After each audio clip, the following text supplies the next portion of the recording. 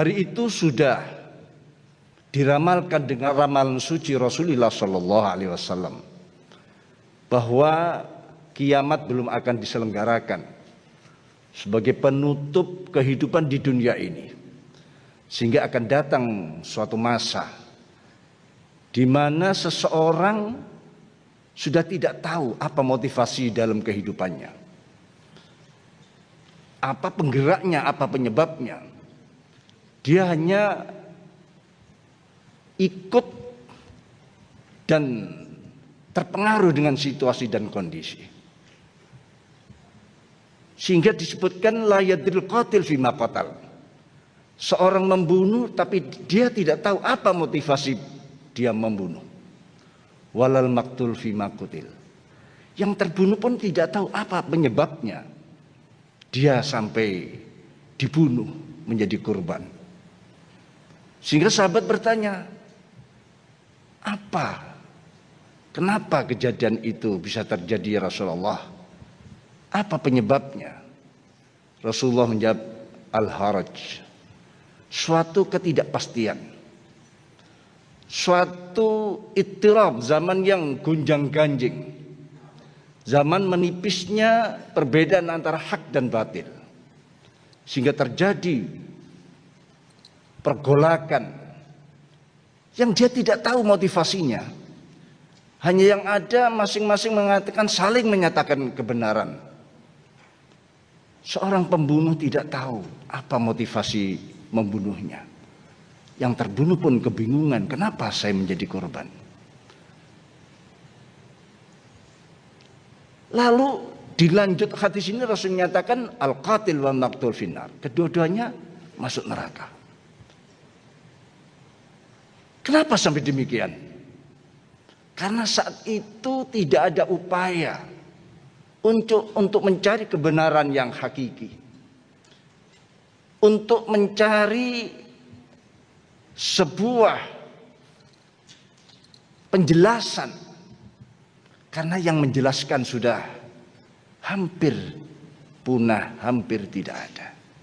Di masa-masa kita kehilangan seorang pemimpin, bahkan pemimpinnya pun banyak yang ikutan dalam situasi-situasi semacam.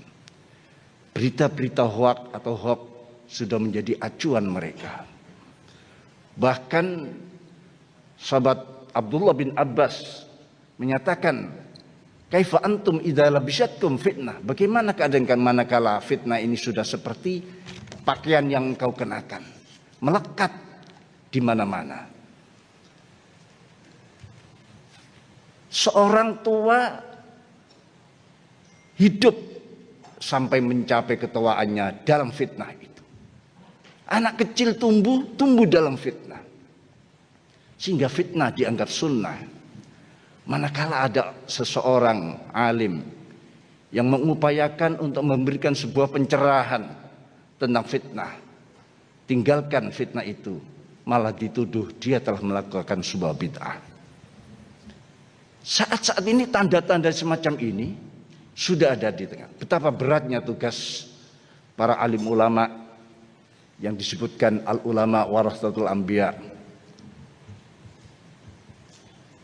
Ulama adalah pewarisnya para nabi. Fa'krim bihim warisan wa maurusan. Sungguh mulia, luar biasa antara pewaris dan yang mewarisi. Nilai-nilai keulamaan inilah yang seharusnya kita saat ini kita angkat kembali. Bagaimana jati ulama, jati diri daripada ulama yang mendapatkan sebuah amanah untuk mengerek bendera Islam yang secara benar. Dan nantinya kita ini diharapkan menjadi saksi-saksi alam. Dan itulah yang disebut dengan ummatan wasatah. Sebagaimana tema yang ada di dalam Munas kali ini. Para masyayikh, para ulama sekalian rahimakumullah jami'an. Tugas-tugas para ulama. Sebagaimana umumnya kita ketahui adalah berdakwah. Tidak ada suatu makam yang lebih tinggi daripada dakwah. Dakwah itu mengajak bukan mengejek sebagaimana yang kita ketahui. Merangkul bukan memukul. Menyayangi bukan menyaingi. Mendidik bukan membidik.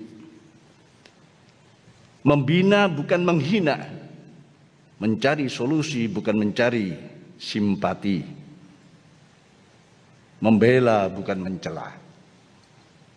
Tugas-tugas ini saya harapkan dalam periode perkhidmatan kita ini akan mewarnai dalam kehidupan kita semuanya.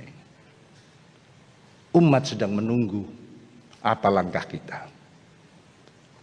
Oleh karena itu